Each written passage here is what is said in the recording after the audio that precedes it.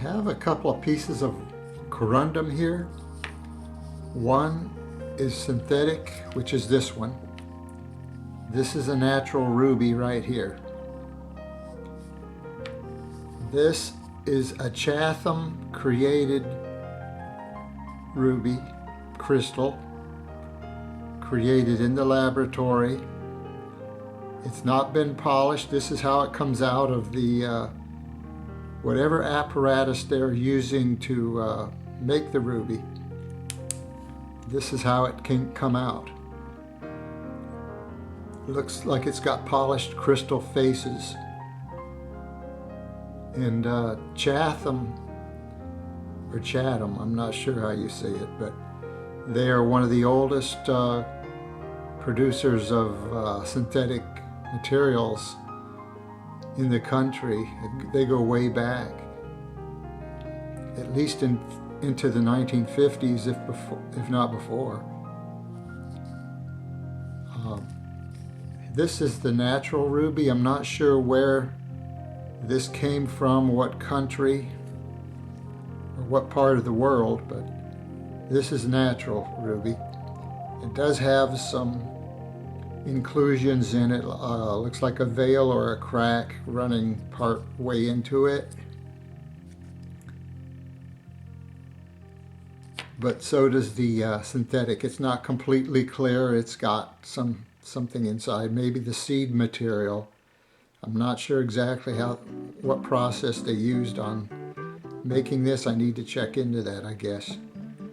But that's okay. We're just going to see what they look like when they're finished and do a comparison. I've had some viewers asking for me to do that in the past. And of course, this is going to be a bigger stone, but that's okay.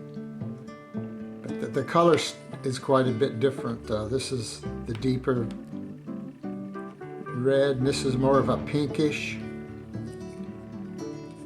red.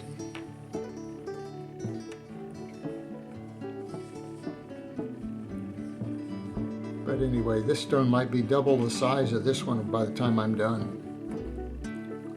It's about the double right now too, so.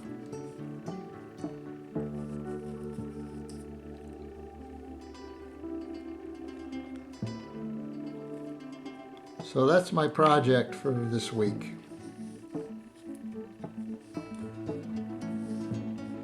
Corundum has a hardness on the Mohs hardness scale of 9, close to diamond, which is 10. So I've got to use all diamond polishing compounds and cutting compounds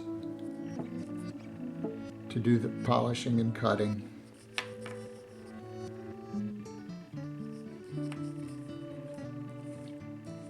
Okay, I'm going to get these dopped with dopping wax, and I'll get started on them. Okay, I'm going to take this piece of natural ruby. I'm going to grind a flat spot on it so I can attach my dop stick. You always want to rough up the surface when you're attaching your dop stick to your material.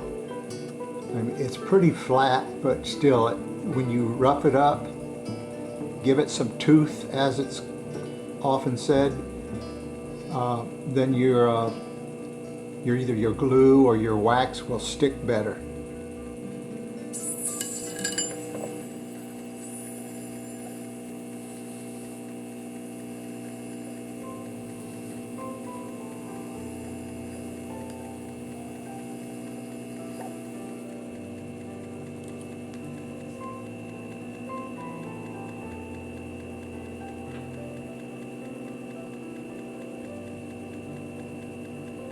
Okay, that looks good enough right there.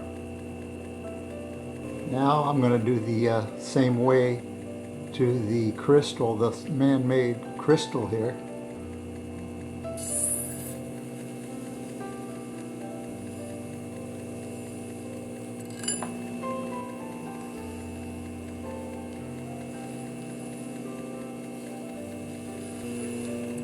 And that looks good too.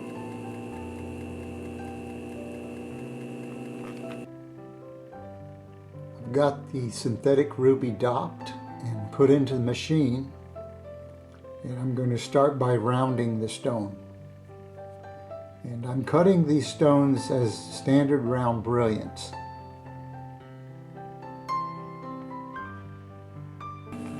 I've been rounding the stone because I'm not cutting girdle facets, I'm just rounding. It'll have a smooth girdle.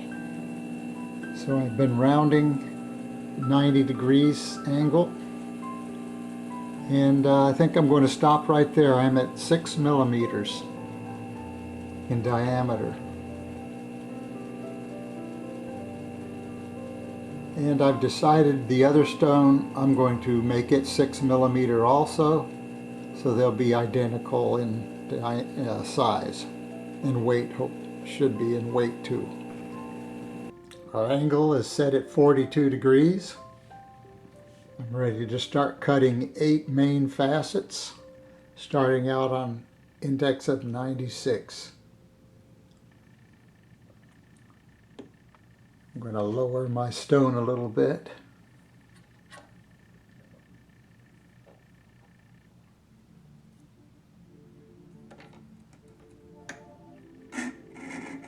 Okay, we're touching now, and I'll go from there.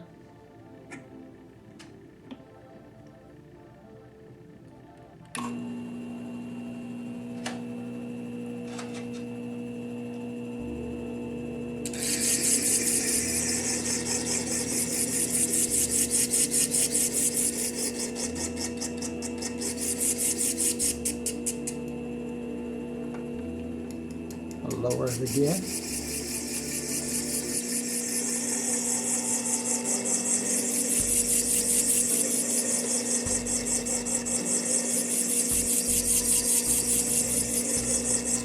This is a 600 grit lap I'm using.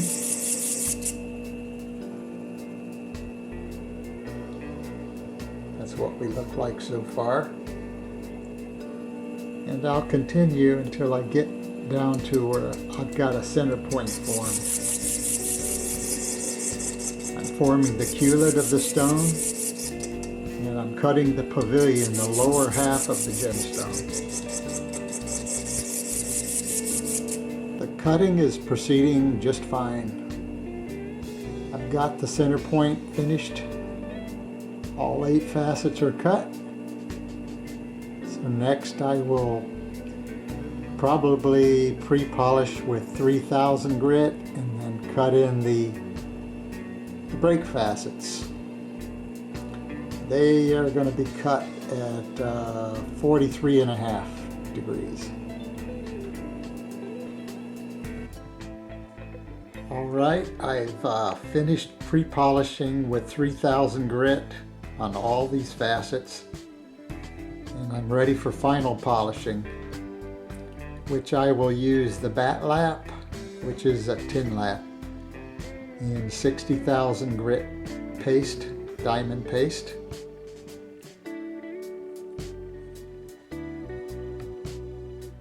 And I will use this pandemonium polycrystalline diamond paste from Gear Loose Lapidary.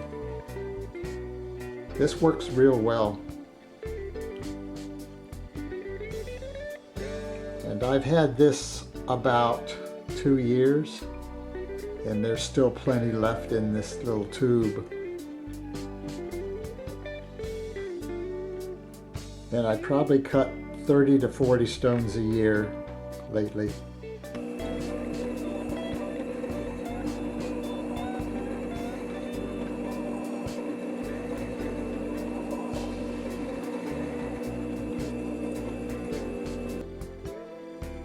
The pavilion is completely polished on the synthetic gem,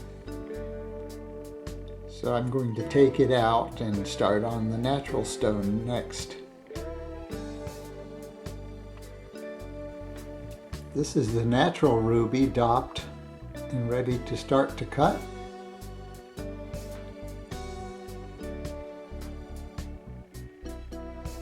So I'll put it into the machine and get started here.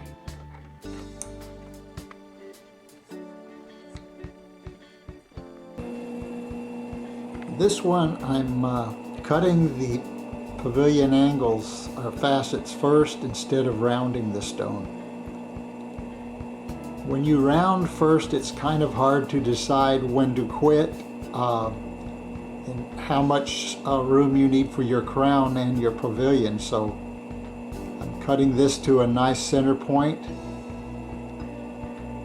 and then I will go ahead and round it after that. You can see some inclusions in this piece. But you can't be real picky sometimes when you're cutting ruby, because it's very expensive, and completely flawless material is outrageous in price. Okay, with the main facets rough cut, I'm going to do the girdle. I'm just rounding the girdle next and leaving it at that. I'll pre-polish the girdle and probably to 8,000 grit and call it done.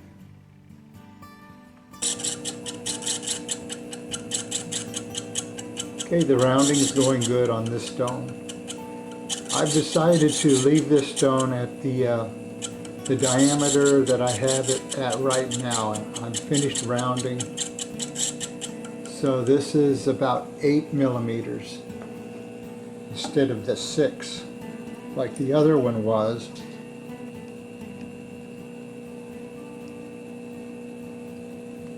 Actually just a little larger than 8.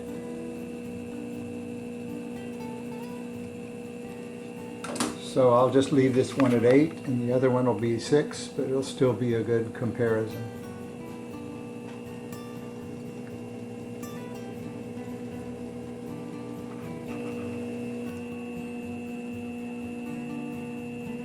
I pre-polished the main facets, and I'm cutting in the break facets using 3000 grit on a zinc lap. I've completed the cutting and pre-polishing, and I'm moving on to the final polish.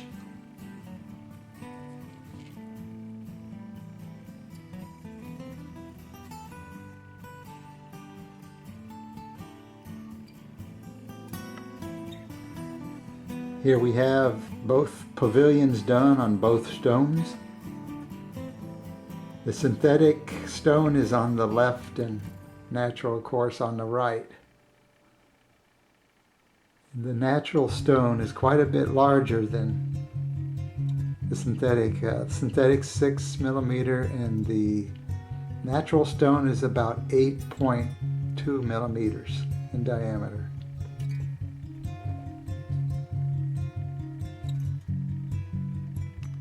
All right, I'll do the transfer next, and then I'll start cutting the crowns.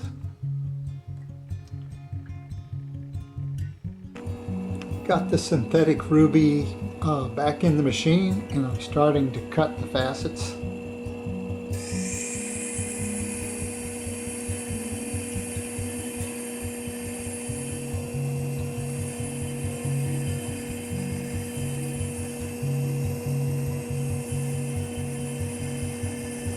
I've got a 1200 lap on the machine right now. Running into a problem with the synthetic stone, and you can see that chipping that's going on right there. I don't know how deep that's going to run, but I hope to cut through it here shortly. I'm running out of room. My girdle is just about to where I want it, and I don't want to go any deeper on these facets.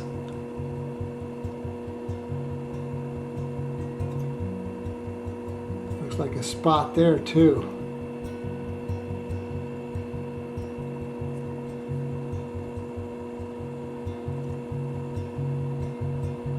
And I'll keep plugging away at it and see what happens. Okay, I've used the 3000 grit with the zinc lap on this now, and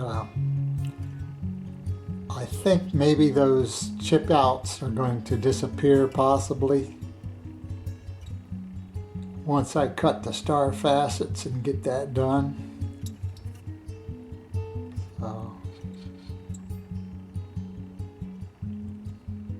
they're still there, but I've got quite a bit more cutting to do, so maybe I'll get lucky, maybe. I did end up putting the 1200 lap back on, and I went around and cut all the star facets. So next I'll pre-polish those with the 3000, and then I'll final polish all this crown.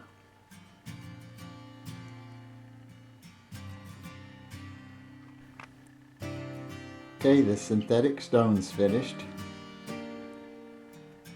So I'll put it in the acetone to soak, and so the stone will come off the dop stick, and I'll start on the natural stone next. Here's a look at the synthetic ruby. It's finished.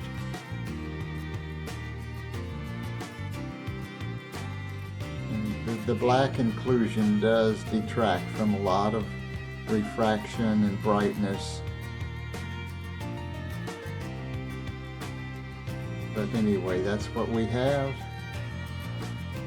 And I'm pretty sure the natural stone's going to be much better looking than this one.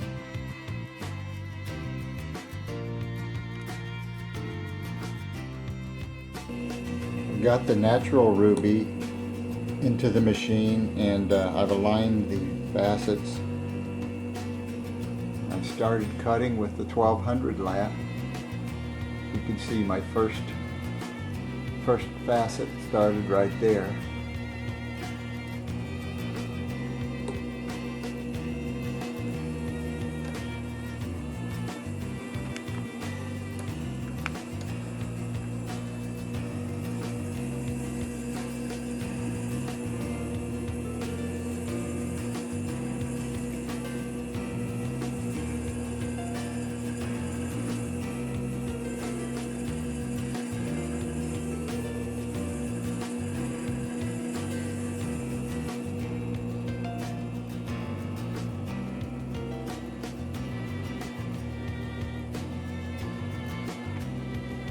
Okay, I'll continue. Cutting's going okay. I've got the 8 mains cut.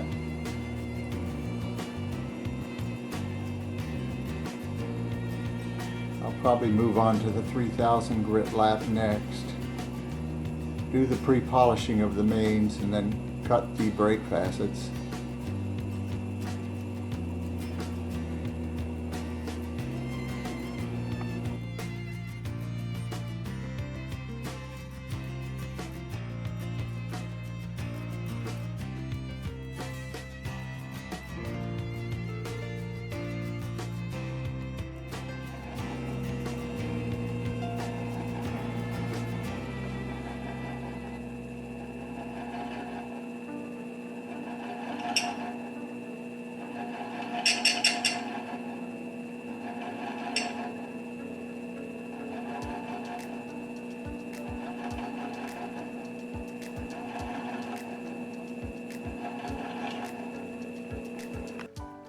Here's a finished ruby.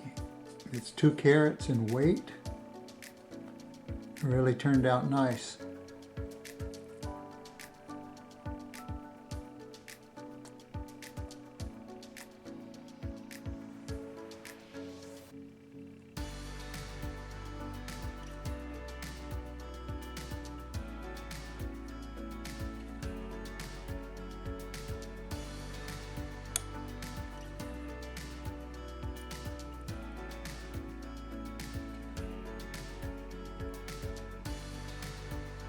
Here we have the Chatham created ruby, which isn't nearly as nice, but it does have a lot of inclusions in it. I knew it wouldn't be all that great, but anyway,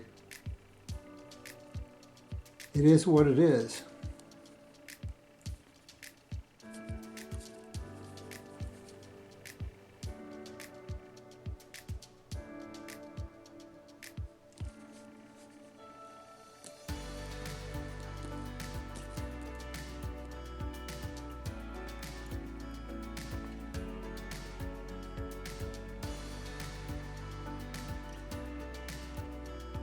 The large inclusion in the synthetic ruby really blocks a lot of the light rays from returning to your eyes, so the brightness and brilliance, it's just not there in the Chatham ruby. Not like the natural one here. Even though the natural one has a few flaws and inclusions, it's still a really nice looking stone.